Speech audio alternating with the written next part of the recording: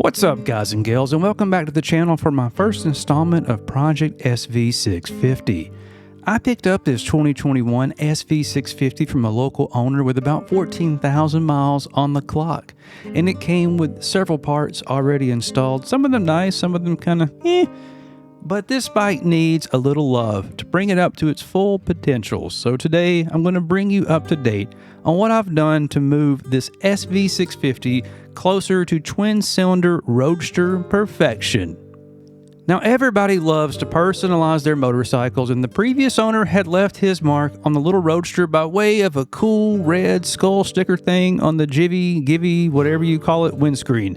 Now, I can't really critique the man's taste, as I had a flaming skull ghost thing on my first street bike, a Kawasaki EX500, all the way back in 1993.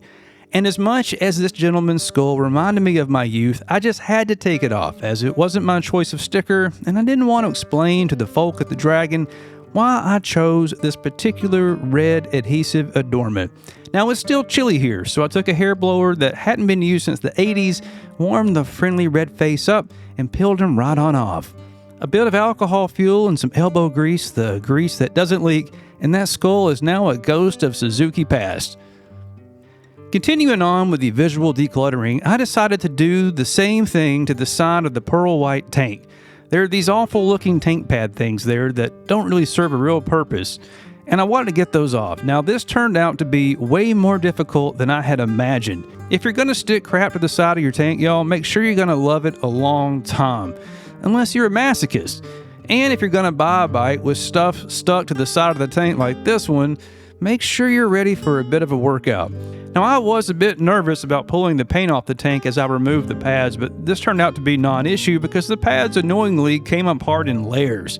And I ended up giving the tank an alcohol massage for about an hour before all the gunk was off. At that point, I was losing daylight, so I packed it up for the night and got myself a beer. With daylight back, I got back outside and did a bit of polish and wax on the tank. Now, I spotted a few small adhesive remnants from the previous evening, but nothing that more elbow grease couldn't remove. While polishing the tank, I did find a few very small, very tiny imperfections, but nothing that distracts from the overall appeal of that lovely pearl white paint that Suzuki gave the SV650 from the factory. Now let's deal with that damn tank bag. I am not the biggest fan of this bag because it just sort of ruins the lines of the bike. It's also kind of old and faded, and the plastic is all yellow. It's just kind of an eyesore.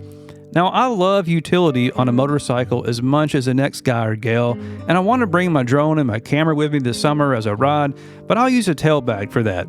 That way I enjoy the look of an uncluttered cockpit as I cruise through the beautiful mountains near my home.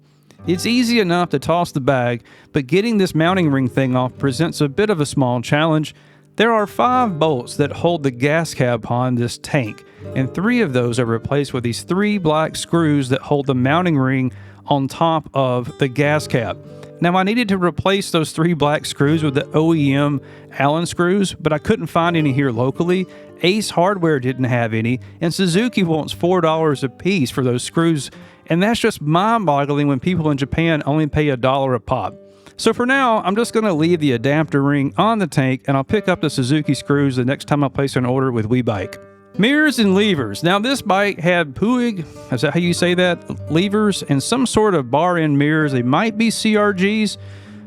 It came that way. Unfortunately, the clutch lever was hitting the mirror mount. Now, I thought about replacing the mirrors, but I really wanted to keep those things for now to help control the flow of money out of my pocket. So I called up my buddy Bert at Bert's Bike. If you haven't checked out his channel, you should definitely do that. And he says, hey man, you're being a dum-dum, and rotate those mirror mounts up, will ya? So I did. Easy peasy, lemon squeezy. Now my clutch lever works perfectly, and I'm just going to ignore the slight exposed aluminum on the mirror and the clutch lever for now. It's not really a big deal. More decluttering, y'all. Since this SV650 is primarily a show bike and a track bike, I decided to remove the DOT side reflectors from the front fender. Now, I will try to find some black screws to put back here for now, but this doesn't look too bad with those reflectors gone. Now, I do want to honor the law and the regulations in my area, so if I do ride on the street, I'm just going to screw those back on and go for a spin. So now the cheap part of SV650 Spa Day is over, and it's time to warm up that Amex. the most important thing that I needed to address was to pick up some new shoes for the SV. The rear tire on this bike is worn in the middle, and it doesn't like these spring temps on the road anyway. Now, there are many good tire options for the SV650, but I was feeling a little bit spendy, so I ordered some Conti Road Attack 4s.